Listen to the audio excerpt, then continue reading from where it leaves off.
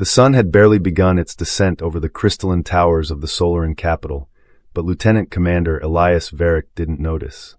His mind was a storm of anticipation and dread. Today he would stand where no human had ever stood, not just in the grand hall of the palace, but in the eyes of the Solaran Queen herself.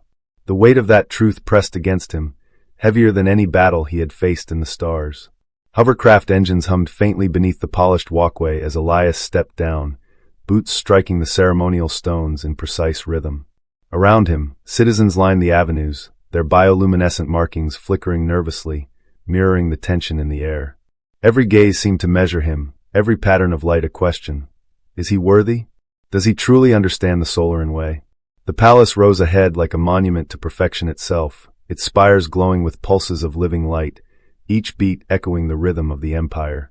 Within its walls, centuries of tradition and power converged, and today, it all centered on him. Elias had faced hostile worlds, cunning negotiators, and life-or-death diplomacy, but nothing had prepared him for this. At the apex of the Grand Hall sat Queen Lyra, ruler of the Solaran Empire for 16 years. Her long ears bore the intricate ceremonial markers of rank, and her luminescent markings shimmered with patterns that no human could fully interpret, each pulse signaling command, status, and attention. She radiated control, brilliance, and an icy calm that had guided the Solaran people through wars, crises, and political upheavals. The murmurs of the court buzzed like electricity through the hall, yet Elias felt a curious stillness when he looked at her. Here was a woman whose decisions had shaped an empire, and now the court offered him the impossible, a choice granted by ancient rights, a choice that could alter not just his fate, but the balance of power in the Solaran Empire. Queen Lyra's voice cut through the hum of anticipation, sharp and commanding. "Lieutenant Commander Varric," she began, "your service has saved countless lives. By the rights of this court, you are granted the right of choice. Speak your desire, and it shall be considered within reason. Wealth, lands, titles, or a companion from those of marriageable status in this court, should she consent." A ripple of murmurs swept through the hall. Every noble and advisor exchanged glances. Elias's pulse quickened. The opportunity was unprecedented, and the risk beyond comprehension. One wrong word, one misstep, and centuries of decorum could collapse around him. He drew a steadying breath, knowing this moment would define not only his own path but the life of the Queen herself. And as he stepped forward, every eye in the grand hall fixed on him. The impossible was now within reach, and nothing would ever be the same. The grand hall fell into a stunned hush as Queen Lyra's words hung in the air. Elias felt every gaze bore into him, every whisper pressing like invisible weights. The right of choice, an honor no human had ever held, was now his. And for a moment, time itself seemed to slow. Several eligible nobles shifted uneasily, their shimmering markings flickering nervously. The court expected a safe, conventional answer: titles, lands, a companion from the pool of marriageable Solaran women. But Elias's mind refused the easy path. 3 years among this people had taught him their brilliance, their rigor, and had taught him one impossible truth: he loved the Queen herself. A sharp inhale. He met Queen Lyra's eyes directly. A breach of protocol, a gamble no officer in Solaran history had dared. His voice carried, steady and deliberate, loud enough for every corner of the hall to hear. "Your Majesty," he began, "my choice is simple. I want you." The reaction was immediate. Gasps erupted, whispers cascaded like a wave, and several advisors instinctively rose to intervene. Protocol had been shattered. The Queen, the untouchable, the sacred centerpiece of the empire, had been named as the object of desire. And then something unexpected happened. Queen Lyra froze. Her luminescent markings flickered, cycling through colors no human had ever seen, signaling shock, confusion, and something that almost looked like hope. Her long ears twitched slightly, betraying an emotion she had long trained herself to suppress. "This is not appropriate," she said, her voice quivering despite her centuries of control. "The right of choice was meant for selecting from eligible companions, not me. I am the Queen. I am not an option in such matters." Elias did not flinch. "With respect, Your Majesty," he replied, "you said any woman of marriageable status within this court, should she consent. You are unmarried. You are part of this court, its center, and I am asking for your consent, not demanding it. If you refuse, I will accept that. But I cannot let this opportunity pass without being honest about what I truly want." The hall fell silent. Advisors exchanged incredulous looks, but the queen motioned sharply for them to step back, her markings now glowing with irritation not at him, but at the intrusion. "You would choose me," she whispered, voice a mixture of disbelief and fragile curiosity. "Not wealth, not title, not one of the eligible companions. You would choose the most complicated, politically perilous option available. Why?" Elias's answer was honest, raw, and devastating in its simplicity. "Because I have watched you carry the weight of an empire alone. Because I have seen the sacrifices you make in silence, the moments of vulnerability you hide from the world. Because I am in love with you, not the queen, but the woman who bears the empire on her shoulders." A tense, suspended beat. The court could barely breathe. Queen Lyra's markings settled into a pattern no one had seen before. Wonder, fear, longing, and confusion. The impossible had been named aloud, and the world of Solaran tradition quaked. The hall was frozen, every gaze fixed on Elias and the queen. Gasps echoed off the crystalline walls like a ripple of ice through a sunlit pond. Advisors whispered furiously, noble women shifted uneasily, and some attempted cautious steps toward the throne, but Queen Lyra's sharp gesture froze them in place. Her markings flickered erratically, a silent storm visible to all, though none could decipher its full meaning. Even the seasoned observers of the court could feel the tension radiating from her like raw energy. For a moment, it seemed as though centuries of protocol were dangling by a thread. Lyra's voice, usually calm and unwavering, trembled slightly as she addressed Elias. You would choose me when the rules were made for others. You would risk everything for a desire, a personal want." Elias nodded, unwavering. "Yes, Your Majesty. Because some things are worth the risk. And because I could not leave this unsaid." The court murmurs rose again, louder this time. Advisors exchanged urgent glances. Political analysts whispered about scandal, breach of tradition, and the possible upheaval of centuries of royal decorum. Every noble knew that even a hint of impropriety could ignite factions and rivalries that had lain dormant for decades. And yet, beneath all the noise, Queen Lyra felt a different, more intimate storm. Every carefully constructed barrier she had built over 16 years wavered. Her mind raced through decades of isolation, sacrifice, and perfection. She had ruled alone, avoided personal attachment, trained herself to be untouchable. But now, for the first time, someone had seen her not as the throne, not as the queen, but as Lyra the woman. She stepped down from the throne, a slow, deliberate motion that left the court collectively holding its breath. Each step felt monumental, a defiance of every rule she had ever lived by.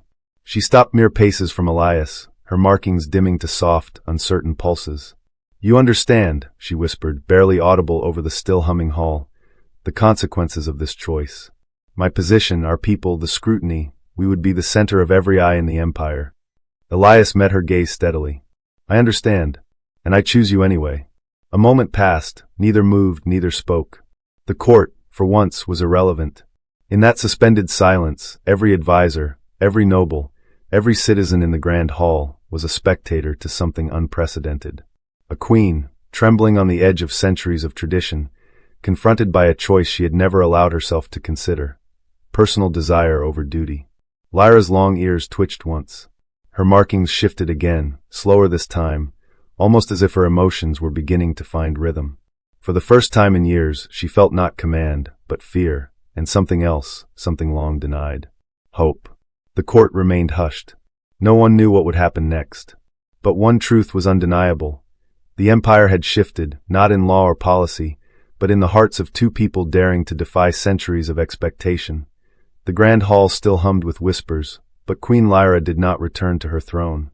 Instead, she motioned sharply for the doors to close behind her, and the court's murmurs were swallowed by the thick marble walls. For the first time in 16 years, she left the ceremonial space without completing the ritual, leaving nobles and advisors frozen in disbelief. Elias followed cautiously, aware that every step he took now carried consequences far beyond his own life. The private study, unlike the throne room, was intimate. Softly glowing panels traced abstract patterns along the walls, the kind that suggested contemplation rather than command. Lyra moved to a chair near the window, unfastening the ceremonial adornments from her long ears, letting them fall free in a gesture of vulnerability that few had ever witnessed. "Sit," she said, her voice quieter, less regal, and yet it carried a weight that made Elias obey instantly. This is not a formal audience. This is a conversation between two people. Can you manage that? He nodded, heart steady but mind racing. I'll try. Lyra studied him for a long moment, her luminescent markings shifting from soft blues to hesitant golds. Do you know what you've done? She asked finally. Not just politically, but personally. You've upended 16 years of careful isolation. You've forced me to confront feelings I've buried beneath duty, behind control, and I don't know if I'm ready. Elias leaned forward, matching her intensity. I understand the risk, but I couldn't let the opportunity pass without honesty. You're not just a queen to me, you're a person, and I care for that person. Not the title, not the position. Lyra's eyes flickered, and her markings danced erratically. I've spent my entire adult life constructing walls. I survived assassination attempts, political coups, and rebellions because I could never be seen as weak. I never allowed personal desire to influence my decisions. And now you've shattered all of it. Elias's voice softened. Then let's figure it out together. I'm not asking for perfection. I'm offering partnership. Something real. For the first time in years, Lyra's shoulders slumped slightly, a small sign of surrender. You've made me confront myself, and I am terrified. I don't know if I remember how to allow myself to want, or to feel. A pause stretched between them, charged, electric, intimate. The palace, the court, the empire, all irrelevant. Here, it was just two beings daring to breach every rule that had kept them isolated, standing on the edge of a choice that could redefine everything. Finally, her markings settled into a soft rhythm, slow and hesitant. Hope was there, yes, but so was fear. And Elias, for the first time, realized the battle ahead wasn't in the stars or the courts. It was in the fragile, uncharted space between them, where personal desire collided with duty. The palace doors reopened, and the grand hall awaited, but it was no longer the same space. The court sensed it. The impossible had been spoken, and the fragile threads of tradition were fraying before their eyes. Advisors whispered furiously, nobles exchanged tense glances, and courtiers' markings glimmered with anxiety and judgment. Elias stood silently, aware that the political minefield had just expanded exponentially. Every word he had spoken, every gaze he had held with Queen Lyra, now had consequences far beyond personal risk. He had dared to name a forbidden desire, and in doing so, he had challenged centuries of carefully maintained decorum. Queen Lyra returned to the throne, her markings glowing a steady, controlled blue, but the subtle flickers of gold betrayed the inner conflict that no one else could read. Her gaze swept over the assembly, commanding attention, even as she silently weighed the storm about to break. An elder counselor cleared his throat, voice tight with a mix of outrage and disbelief. Your Majesty, the tradition is explicit. The right of choice was never intended for this. The potential for scandal. Lyra raised a hand, cutting through the murmur like a blade. I am aware, she said, voice calm but firm. And yet, I must consider the intent, the honesty, and the consequences of ignoring a choice made with integrity. Gasps echoed. Whispers erupted. Some nobles muttered that the human's audacity was intolerable, that his actions threatened not only the decorum of the court, but the stability of the empire itself. Others, more quietly, admired the boldness, an unspoken recognition that bravery was rare, even among the Solaran. A younger noblewoman, her markings flickering with curiosity and defiance, leaned toward her companion. Has anyone ever seen a human confront the queen like this? She whispered. And live. Lyra's eyes met Elias's, and for a fleeting moment, the empire's weight lifted from both of them. Here, despite centuries of expectation, someone had spoken truth without fear, and the queen had not rejected it outright. Elias spoke softly, yet with conviction that carried to the furthest corners of the hall. I do not seek to undermine tradition. I only ask that honesty and intent be considered. That is the choice I offer, as I was given the right. The council paused. Debate flared, allies and rivals weighing risk and precedent. The tension stretched, palpable as electricity. And through it all, Lyra's markings shifted subtly, a signal not to the court, but to Elias. The battle ahead was not for her heart alone. It was for the very balance of trust, power, and the courage to break rules for what was right. The hall remained a storm of whispers, but one thing was clear. Nothing in the Solaran Empire would ever be the same. Days passed, and the palace settled into a fragile rhythm. The scandal of the right of choice still echoed through the grand halls, yet amidst the tension, a new, unprecedented process began, the structured courtship. Queen Lyra insisted on protocols, careful, measured, public interactions designed to protect both her dignity and the stability of the empire. Every meeting was observed by chaperones, every conversation noted by advisors. For most, such scrutiny would feel suffocating. For Elias, it was a test of patience, courage, and sincerity. Their first meeting was in the sunlit solarium, where light filtered through crystal panes, casting a mosaic of colors across the floor. Lyra arrived in formal but simplified attire, her markings subdued yet radiant, signaling her attention and caution. Elias approached, aware of every gaze lingering on them, yet focused solely on her. "Good morning, Lieutenant Commander," she said, her voice steady, though her eyes betrayed the slightest flicker of curiosity. "We begin, not as sovereign and subject, but as participants in a careful experiment. Can you accept the rules?" "I can," he replied calmly. "Though I must admit, the challenge of proving sincerity under watchful eyes is humbling." Lyra's lips curved into the faintest smile, a rare gesture that no court had ever witnessed. "Then let us begin," she said, gesturing to the seating arranged with subtle precision. Chairs spaced to maintain propriety, yet close enough for conversation to feel personal. Over hours of structured dialogue, Elias learned of the burdens Lyra bore beyond command. Sleepless nights, the weight of impossible decisions, the quiet sacrifices hidden behind ceremonial grace. Lyra, in turn, observed Elias's patience, his attentiveness, the way he balanced honesty with respect for tradition.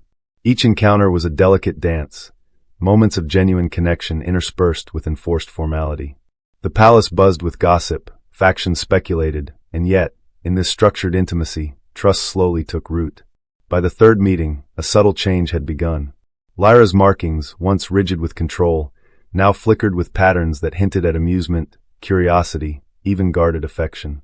And though no words were yet spoken of love, the silent acknowledgement between them carried weight far beyond protocol. For Elias, every minute was a revelation, that courage wasn't just in battle or diplomacy, but in patience, in the quiet perseverance required to earn a queen's trust. For Lyra, it was a lesson in vulnerability, how to allow another to see the woman beneath the crown without compromising the empire she had spent decades shaping. And as the sun set outside the solarium, casting the room in molten gold, both realized the fragile beginnings of something neither had expected.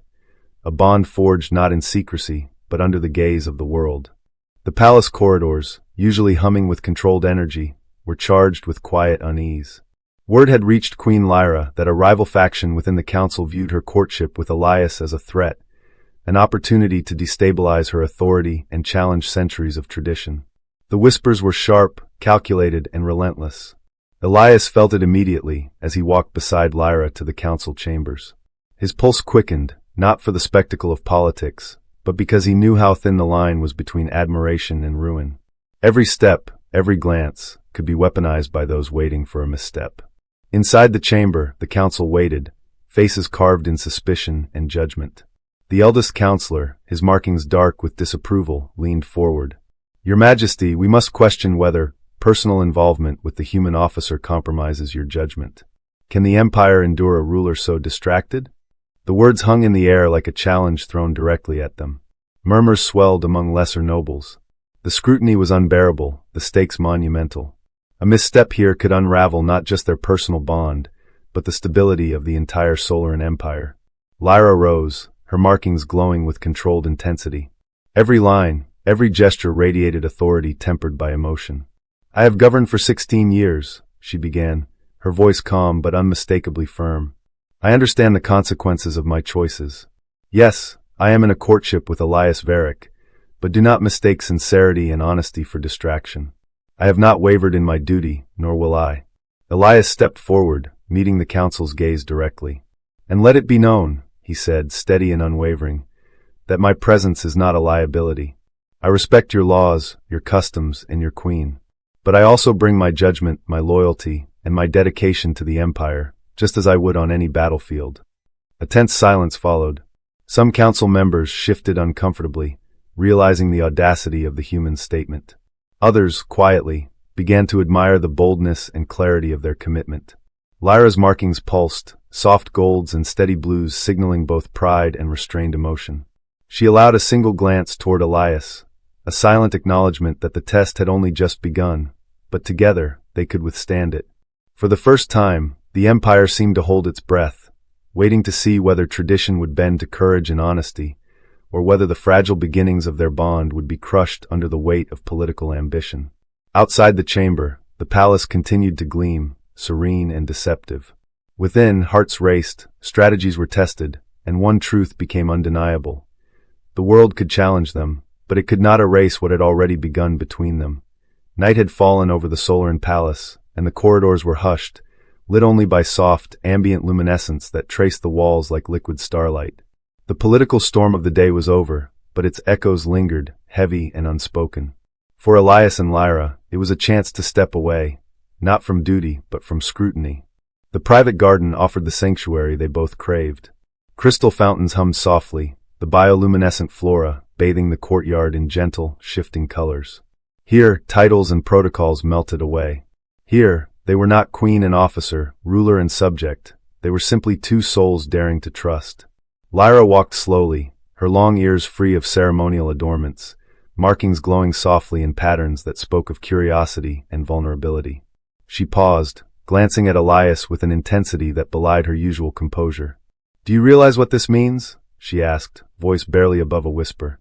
"Choosing me, opening yourself to all of this, politics, scrutiny, risk, it could destroy more than just us." Elias stepped closer, keeping a respectful distance, yet letting his sincerity radiate in every gesture. "I know the stakes," he replied, "and I know the consequences. But I also know honesty when I see it, and I cannot pretend that what I feel, what I choose, is anything less than true." A small laugh escaped Lyra, soft and disbelieving. "True," she repeated. "After 16 years of perfection, of walls and control, I didn't think someone would ever see me. Not the queen, Elias me." The words hung between them, charged with unspoken emotion. For the first time, Lyra let herself feel, not the weight of an empire, not the eyes of the court, but the delicate, dangerous possibility of desire and trust. Elias extended a hand, tentative but firm. "Then let us discover it together," he said. "Step by step. I don't expect perfection, only that we are honest with each other." Lyra hesitated, her markings flickering with doubt, fear, and something else, hope. Finally, she placed her hand lightly atop his, a gesture heavy with meaning. The simple touch was electric, a silent promise that they would navigate this unprecedented path together. The garden seemed to exhale with them, the fountain's soft hum a lullaby for courage, the plant's gentle glow a quiet witness to a fragile, budding trust. For the first time, the queen allowed herself to imagine a life where duty and desire could coexist, where honesty could shape not just policy but hearts. Elias met her gaze, and in that look both understood. The world outside could challenge them, try to tear them apart, but in these hidden moments, they had already found their truest alliance. One forged not in convenience, but in courage, respect, and a willingness to be vulnerable.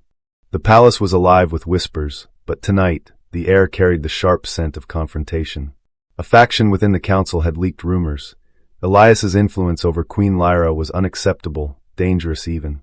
The halls, usually pristine and ceremonial, now hummed with tension, every noble mark flickering nervously in anticipation. Elias walked beside Lyra, senses alert. "They believe I can bend your judgment," he said quietly, eyes scanning the corridor for overhearing ears. Lyra's markings pulsed a deep, controlled crimson, betraying irritation. "They underestimate the discipline and integrity that govern me," she replied. "And yet they will test us." Inside the council chambers, the air crackled with challenge. The eldest counselor leaned forward, his voice cutting through the tension. "Your Majesty, the Empire cannot risk a human influencing your decisions.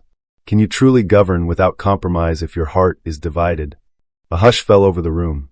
Every noble's markings flickered anxiously. The question was not merely political. It was a direct assault on Lyra's ability to lead and, by extension, a challenge to Elias's place by her side. Lyra rose, her presence commanding absolute attention. Her markings shifted into patterns of authority, golds and blues interlacing with streaks of fiery red. "I have governed this empire for 16 years, she said, voice steady, precise, yet tinged with controlled fire. "I understand consequence. The courtship with Elias does not diminish my judgment, it enhances it. Honesty, courage, and loyalty are not weaknesses. They are the foundation of leadership." Elias stepped forward, his posture calm but unyielding. "I do not seek to influence improperly," he said, tone firm. "I bring loyalty, insight, and dedication to the empire, just as I would on any battlefield." A tense silence settled. Counselors whispered, some visibly impressed, others scowling at what they considered insolence. Lyra's markings pulsed subtly toward Elias, signaling unspoken acknowledgement. Their bond had been tested in public, and both had passed. The vote was called, an affirmation of Lyra's authority, but the council's eyes were now sharper, their caution deeper. The crisis had not ended, it had merely been survived. And outside, the Empire waited, unaware that its queen and her chosen human had emerged stronger, yet more visible and more vulnerable than ever before. The sun dipped low over the palace, painting the corridors in molten gold. The political storm had passed, at least for now, but the echoes of whispered challenges still lingered in every shadowed corner. For Queen Lyra and Elias, it was time to step away from scrutiny, if only briefly, and reclaim the space between them. They found themselves in the palace's private garden, the place where duty and tradition faded under the soft glow of bioluminescent flora. Crystal fountains whispered in gentle arcs, their water catching the evening light and scattering it like shards of glass. Here, they could simply be themselves. Lyra's markings shifted from deep blues to gentle golds, signaling her fatigue, but also a tentative ease. "Today tested us," she said softly, her voice a mixture of relief and lingering tension. "But I feel stronger somehow. Stronger because we faced it together." Elias stepped closer, maintaining careful distance, yet letting the gravity of his presence be felt. "Not because the court surrendered, or because tradition bent," he said quietly. "Because we stood united. Courage doesn't always roar in battle. Sometimes it whispers in moments like this." Lyra allowed herself a faint smile, the first truly unguarded expression she had shown in months. "You make it easier to remember that I am more than the throne," she admitted. "That I am a person who can feel, who can trust, who can allow someone close without fearing the collapse of everything." Elias extended his hand, palm open and steady. "Then let us continue like this," he said. "Step by step. I don't need perfection. Only honesty. Only trust." Lyra hesitated for a heartbeat, her markings flickering in subtle hesitation. Then she placed her hand atop his. The contact was electric, a quiet promise, a tether in a world of uncertainty. For the first time, both allowed themselves to feel, not just as queen and officer, but as two people daring to risk vulnerability. The garden seemed to breathe with them. Fountains whispered their approval, flora shimmered softly. In that space, trust and courage intertwined, laying the foundation for a partnership that could withstand the political storms yet to come. As the sun vanished behind the palace spires, both knew one truth. The Empire might test them again, but in this moment, they had claimed something far more valuable. Strength through unity, and a bond neither protocol nor tradition could undo. Even as the palace settled into a deceptive calm, darkness lingered in the corners. A faction of nobles, enraged and humiliated by their public defeat, plotted quietly. Rumors, half-truths, and secret alliances coiled like vipers, waiting for the right moment to strike. Elias received a discreet, encrypted message that night. The words were sharp, calculated, and chilling. "The Queen's weakness is known. Exploit it before dawn, or risk losing the Empire." He met Lyra in the private study, where soft light illuminated her features, markings flickering with tension. "They're planning to humiliate you publicly. To challenge your authority and expose our connection," he said, voice low but firm. Lyra's shoulders stiffened. The queenly composure returned in measured waves, but Elias saw the crack. The rapid flicker of gold and crimson in her markings betrayed fear, anger, and determination all at once. "If they believe this will break us," she said quietly, "they don't understand either of us." Together, they began plotting, not recklessly but with precision. Every move had to balance politics, tradition, and personal stakes. Their bond was no longer just emotional. It had become strategic, an alliance forged in trust, courage, and sheer audacity. Through hidden messages, late-night councils, and careful manipulation of court gossip, they turned the tables. Allies were swayed, rivals outmaneuvered, and the palace watched, unaware of the silent battle unfolding behind closed doors. For the first time, Elias understood the full weight of what it meant to be close to a queen, not just love but responsibility. And Lyra recognized that in vulnerability, she could find strength. Together, they were not just surviving, they were evolving, becoming a force that none of their enemies could ignore. Yet even in victory, the tension remained. Every shadow hinted at a new threat, every whisper could carry betrayal. The Empire was far from safe, and the lovers knew that the true test had only just begun. The Grand Hall had never felt so tense, yet so electric. The rival faction had made their move, attempting to publicly humiliate Queen Lyra and discredit her courtship with Elias. Courtiers whispered, advisors braced, and nobles leaned forward, sensing the storm about to break. But Lyra and Elias were ready. Every step, every word, every subtle gesture had been calculated in private. As the faction presented their accusations, Lyra rose, her markings blazing with controlled authority and defiance. "You question my judgment because I allow myself honesty and connection," she said, her voice carrying to every corner of the chamber. "But a ruler who feels nothing and makes cold calculations alone is not stronger, she is tragic. Courage, loyalty, and truth are the pillars of leadership, and I will not compromise them." Elias stood beside her, unwavering, a silent pillar of support and conviction. The council gasped, whispers stilled, and even the most hostile nobles felt the weight of their audacity. The faction's plan crumbled under precision, unity, and undeniable courage. Later, in the quiet sanctuary of the palace balcony, the two stood hand in hand. The city lights shimmered below, the empire safe, for now. "We won," Elias said softly.